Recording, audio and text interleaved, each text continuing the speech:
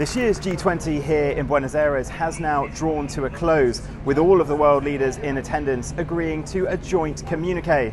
The summit was meant to be all about tackling issues of world trade, climate change and tax reform.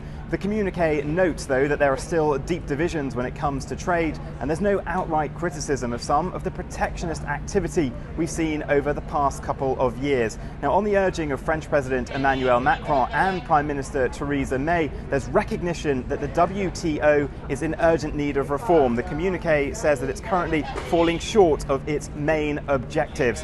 Prime Minister Theresa May, of course, was trying to sell her Brexit deal to fellow world leaders in order to gather more support back home for that difficult House of Commons vote coming up. She says that lots of the world leaders she met were receptive. She was selling a vision of global Britain and saying, despite what you heard from President Trump last week, we are ready to do deals once Brexit has been completed. But the Prime Minister did receive a warning from Japanese Prime Minister Shinzo Abe against the possibility of no deal and the disruption it could cause to global trade and the global economy.